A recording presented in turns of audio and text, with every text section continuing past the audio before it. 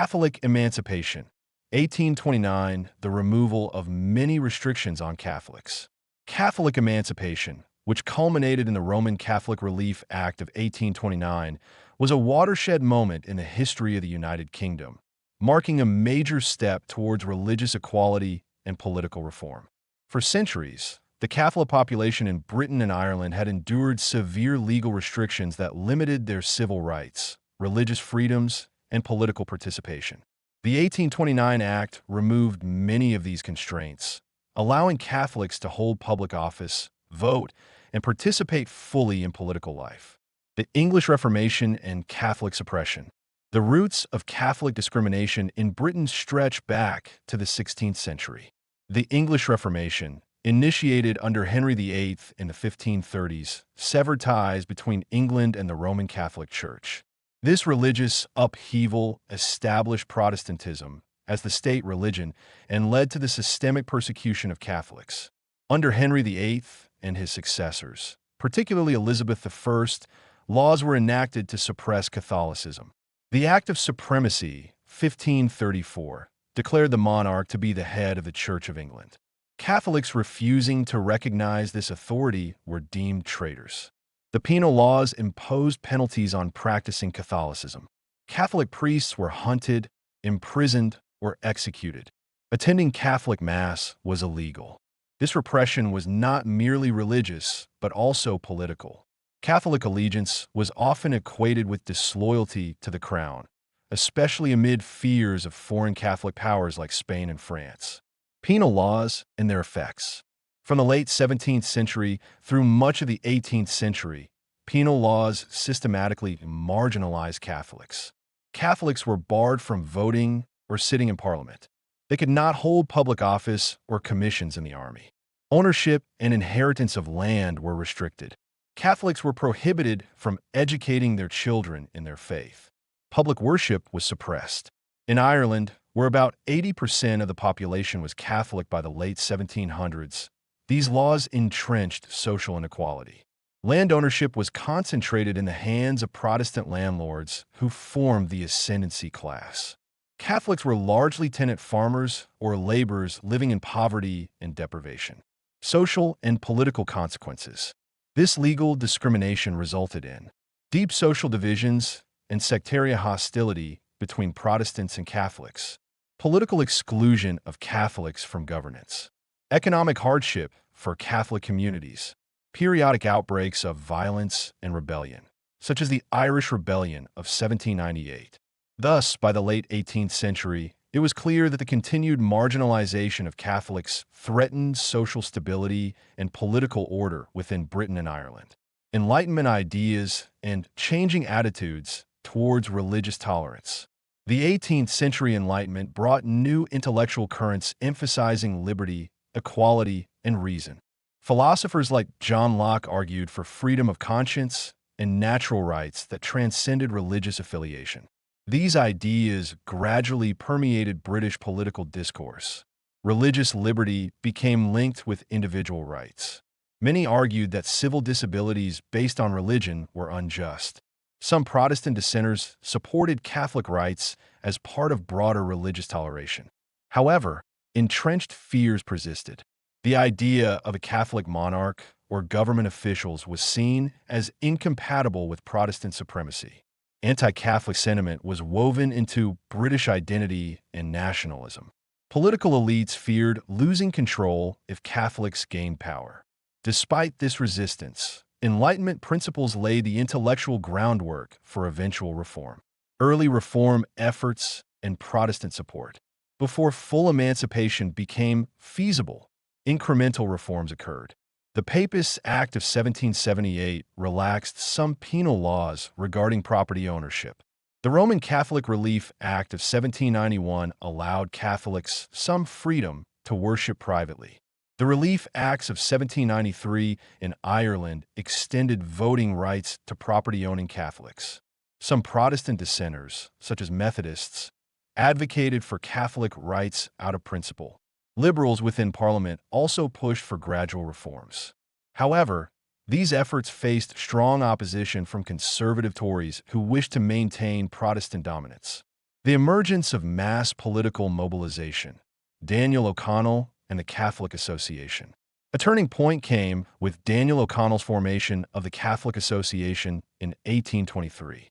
O'Connell was a gifted Irish lawyer who believed that political change could be achieved through peaceful mass mobilization rather than violent rebellion. The Catholic Association organized extensive grassroots support among ordinary Irish Catholics, raised funds through a monthly Catholic rent, making it one of the first modern mass political organizations funded by small contributions. Pressured politicians by demonstrating widespread demand for emancipation. Used public meetings, petitions, newspapers, and electoral campaigns to raise awareness. O'Connell's leadership combined charisma with strategic patience. He avoided sectarian rhetoric to appeal broadly and emphasized constitutional methods. Political opposition and challenges. Despite growing pressure for reform, opposition remained fierce from Tory government.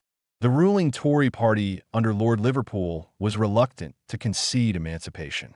They feared undermining the Protestant constitutional settlement, encouraging papal influence in British affairs, alienating Protestant voters in England and Scotland. The monarchy.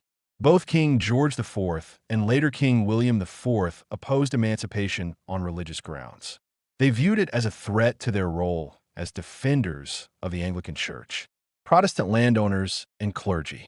Many feared that emancipation would weaken their social dominance. The Church of England saw its privileged position endangered if Catholics gained equal rights. Whigs and liberals. While generally more sympathetic to Catholic rights, they lacked sufficient parliamentary power until later years to force emancipation. The crisis years. O'Connell's election victory and government response. The situation came to a head in 1828 when Daniel O'Connell won a seat in Parliament for County Clare despite being legally barred from taking his seat due to his religion. This unprecedented event created a constitutional crisis. Denying O'Connell his seat risked provoking rebellion or civil unrest in Ireland. Allowing him to sit would break centuries-old legal prohibitions against Catholics in Parliament. Fearing violent conflict, Prime Minister Duke of Wellington, himself a conservative, and Home Secretary Robert Peel recognized that passing emancipation legislation was necessary to preserve order. The passage of the Roman Catholic Relief Act 1829. After intense debate within Parliament, the Roman Catholic Relief Act was passed on April 13, 1829. It represented a pragmatic solution balancing religious liberty with national stability. Key provisions. Eligibility for Parliament. Catholics could now stand for election and serve as members of Parliament. Public office. Most civil disabilities that prevented Catholics from holding public office were repealed. Voting rights. Although voting property qualifications were raised, disenfranchising some, the act enfranchised many Catholics previously excluded. Repeal of penal laws. Several laws restricting Catholic worship were abolished or relaxed. Limitations remained. Certain restrictions persisted. Catholics remained barred from becoming monarchs due to the Act of Settlement, 1701. Some high offices tied closely to Anglicanism remained inaccessible. Immediate reactions. Most Catholics welcomed the act as a landmark victory. However, it faced backlash from conservative Protestants fearing loss of dominance. Some Irish nationalists criticized it for not addressing deeper socioeconomic issues like land reform. The impact on Irish society. Catholic emancipation had profound effects on Ireland. Political participation. Catholics began participating actively in politics at the local and national levels. O'Connell himself took his parliamentary seat and campaigned for further reforms, such as the repeal of the union between Ireland and Britain. Social change. Emancipation stimulated greater confidence among Irish Catholics, but did not end sectarian tensions or economic inequality. Limits. Though emancipation removed legal disabilities, many Irish Catholics remained poor tenant farmers under Protestant landlords. The act did not resolve land issues or demands for Irish self-government that continued to fuel unrest. Impact on British society. In Britain, religious tolerance. The act marked a significant step toward religious tolerance by recognizing Catholics as full citizens entitled to civil rights regardless of faith. Political reform. It paved the way for broader democratic reforms later in the 19th century by challenging exclusive Protestant control over politics. Social integration. Over time, Catholics became increasingly integrated into British social and political life. Key figures in Catholic emancipation. Daniel O'Connell, the liberator. O'Connell's role cannot be overstated. His strategic nonviolent activism effectively mobilized mass support. He proved that peaceful political pressure could achieve monumental change, even against entrenched opposition. Duke of Wellington. Though initially opposed on principle, Wellington's leadership as prime minister was crucial in navigating parliamentary opposition to enact emancipation peacefully without provoking rebellion. Robert Peel. Peel's shift from opposition to support reflected pragmatic governance, prioritizing stability over ideology. His influence helped secure parliamentary consensus. Long-term legacy. Catholic emancipation set important precedents. It affirmed principles of religious equality that are foundational to modern democracy. It inspired other minority groups seeking civil rights. It contributed indirectly to later Irish nationalist movements by legitimizing political participation. It helped modernize British institutions by breaking exclusive religious monopolies over power. However, it also highlighted remaining challenges. Sectarian divisions persisted well into the 20th century. Economic inequalities in Ireland fueled ongoing demands for reform beyond emancipation. Questions over Irish independence remained unresolved. Conclusion. The Roman Catholic Relief Act of 1829 was a transformative moment, marking the end of centuries of legal discrimination against Catholics in Britain and Ireland. Rooted in historical injustice but propelled by Enlightenment ideals, mass political mobilization under Daniel O'Connell's leadership, and pragmatic statesmanship by key figures such as Wellington and Peel, emancipation symbolized progress toward religious equality and political reform. While not immediately resolving all social or political conflicts, especially in Ireland, it laid vital groundwork for future democratic developments by recognizing all citizens' right to participate regardless of faith.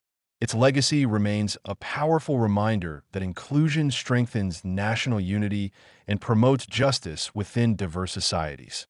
Catholic emancipation teaches us that patient activism combined with flexible leadership can overcome entrenched prejudice to achieve lasting reform that benefits society as a whole.